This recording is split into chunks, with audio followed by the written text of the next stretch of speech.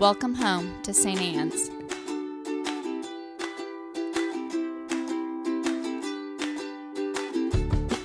We want you to know that you're welcome to join us at 10 a.m. on Sundays. Please be sure to hit subscribe to receive our sermons. We can't wait to meet you. Okay, well, let's talk about the story, shall we? Because I feel like this is one that really speaks to us. Okay, so here's our rough story. So Jesus is really, really frustrated because remember, Jesus comes to preach and to share the gospel, right? And there's some people who are like, yeah, I'm good, I got it. In fact, you, Jesus, are not doing it well enough. This is my favorite. Back in my old church, I had an event where I would go out and drink and talk to anybody, right? And so young atheists, especially young males, they love to be atheists. They think that they just discovered it. Yeah, like nobody until 2015, when they hit the age of 23, had discovered the questioning of Jesus. Really? Okay. So they would come and they would say, okay, so, well, Christians don't believe in gay marriage. Yeah, I do. Well, but Christians don't believe in women's rights. Yeah, we do. You're a lazy Christian. Okay. If this is what a lazy Christian looks like, I don't even know what to do anymore. But okay. So we have these people are like, we got this. We don't need you, Jesus. In fact, you're not doing it right enough.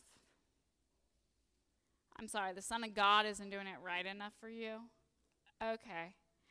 So that's kind of what, so he's doing these teachings and he's like, okay, y'all drive me crazy. Because they're busy judging other people for not being gooder enough, right? You're not good, you're not gooder. You should be more like, yeah, like that. Okay. And Jesus is like, world's biggest eye roll, but okay. So he tells this story, and he's like, cute friends. Here's a fun story. So Jesus likes to pick on the Pharisees. And in all honesty, the Pharisees have, let's not pick on the Pharisees too much, okay? But the reason that Jesus is picking on the Pharisees is because they're the most of the most, right? They're, Grace and Holy Trinity Cathedral. Up here. They got the big-time theologians are following the rules. They got all the really good stuff, right? This is not me hating on Grace and Holy Trinity Cathedral, okay? They've got amazing stuff. They're doing really, really cool things. But they're up here, right? That's where the Pharisees are. So Jesus sometimes is like, okay, calm down, because you're so worried about being up here, but you're not worried about the gospel. Let's talk about the gospel. And so he uses a Pharisee as an example. And he says this Pharisee goes, and he goes to the temple, and he's praying, and he's like, thank you, God, that I'm not as bad as them. And we can laugh, but I want us to dig deeper into that, because that is frequently where we as humans go, right? We have trouble getting to where the tax collector is, where we are real and honest, because humility is not about beating yourself up. Humility, and what this tax collector is doing, is about being honest with yourself. Because remember, tax collectors at the time were doing some pretty rotten stuff. You know how tax collectors get money? Okay, so let's do a quick history lesson of how you get paid at that time. So tax collectors were part of the Jewish community, right? But you can't use Jewish money to pay secular society, right? So you have to get that money switched over. And the tax collector's job was to be a go-between. So they were frequently from the community, all right? But remember, the higher-ups are not being nice to the Jewish community. So the tax collectors, who are this go-between, are seen for being full of betrayal. And the only way that they're getting paid is because they would charge extra. So they got forced to do this job, but they weren't actually being paid to do the job, so they would take more to actually get paid. So can you see the level of betrayal and the hatred that is felt towards the tax collectors from their own community because they feel like they're being betrayed by these people, right? Okay, so in this moment, that tax collector is being honest with God. Being honest. Like, I am struggling, God, because I know that who I am and what I'm doing isn't what you're asking of me. And I like to imagine that after this moment of clarity that the tax collector goes and works on being better, right? Because hopefully after a moment of clarity, we work on being better. But I'm not so worried about that part of the story because I think the one that you and I need to focus on is the Pharisee, because that's usually where we land. It takes us a while to get to where the tax collector is. So let's just start by getting to that point, okay? Let's not worry about what the tax collector does next. Let's worry about how we're going to get to that step where we're willing to be that honest and humble. Okay, so usually, not always, but many of us struggle with self-identity, with who we are. So in our culture, we frequently figure out who we are by what we think other people think we are. Okay? So instead of doing my own internal work, I'm going to look at other people and compare myself to them and then figure out who I am in regards to that.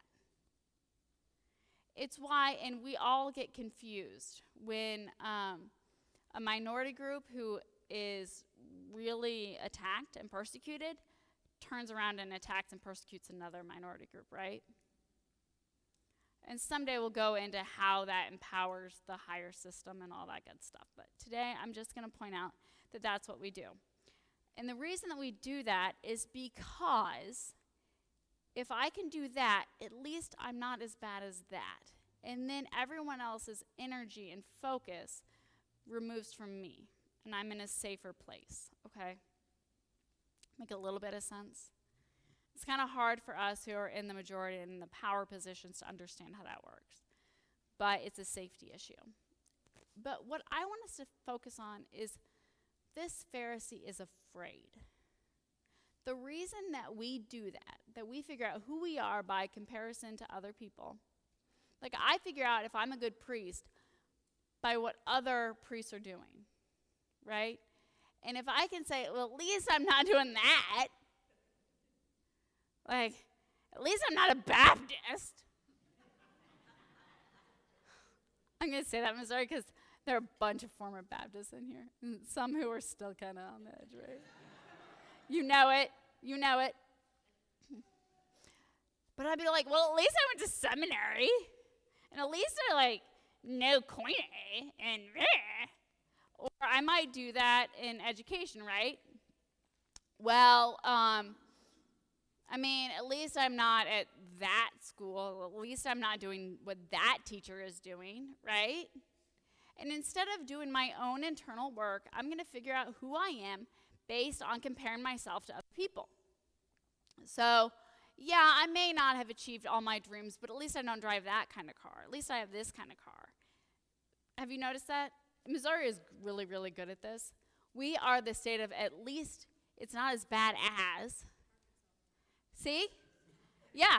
You come into Missouri and you're like, so we have an issue with this. And, well, it could be worse. It could be Arkansas.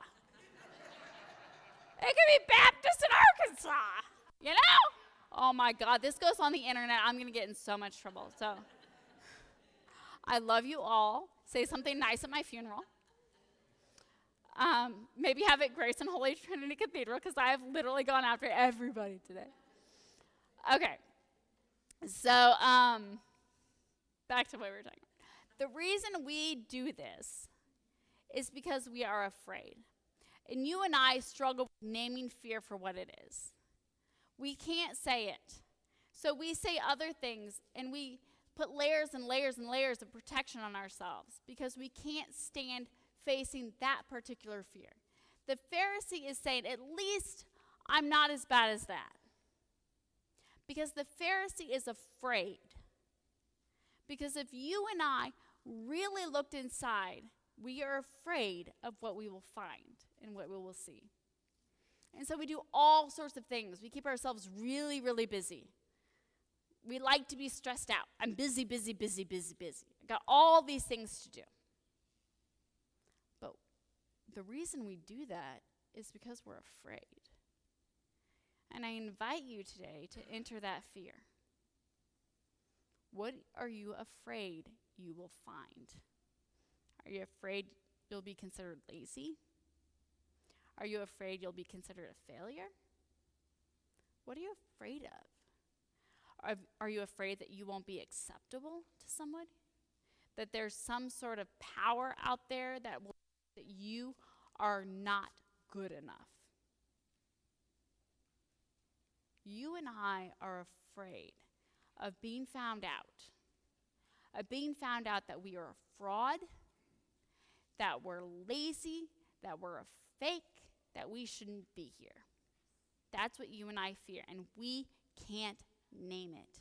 We are afraid to name it, so we cover it with all sorts of other things. Well, at least I'm not that. Well, at least this. At least that.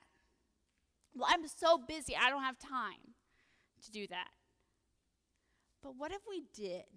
What if we were okay enough to do what that tax collector does and say, I feel safe enough, and I feel loved enough, and I'm okay enough to enter into my fear. I am okay if I'm afraid of being a fraud. I am okay if I'm considered being lazy. I'm okay with that. And you want to know what that means? That means a level of vulnerability and trust in God and God's love that we can enter into that space. That means a level of trust and vulnerability and love in our community, that we can enter into that space of saying, I'm afraid. I'm afraid of what I will see. I'm afraid of what you will see. Because what if, after 10 years, you realize that all this time, I'm the suckiest, worst priest out there? What if you realize that? What then? What if one of us realizes something about the other person? What if we realize something about your family? What if we learn that? What if we learn some deep, dark secret that you're so afraid of even God knowing? It means we trust God. That's what that means. And that is who we are called to be. We are called to be the tax collector. We are called to enter into that fear, into that vulnerability, that space of safety, because we're afraid that if it were known, that God wouldn't love us, that our community wouldn't love us, that we wouldn't love ourselves. But what if I tell you? What if I tell you God absolutely loves you? God 100% loves you. You cannot be a failure. You are not a fraud. You are a fraud only if you're busy covering it up. Only if you are the Pharisee are you a fraud. The tax collector has already been in that place. The tax collector has already said, I'm a fraud. And I know that God will love me anyways. I know that I can enter into that space, and if I need to, I can change.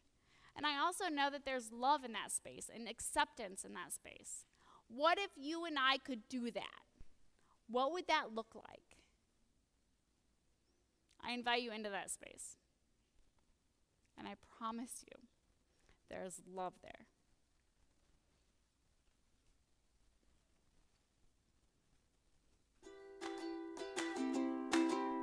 We want you to know that you're welcome to join us at 10 a.m. on Sundays.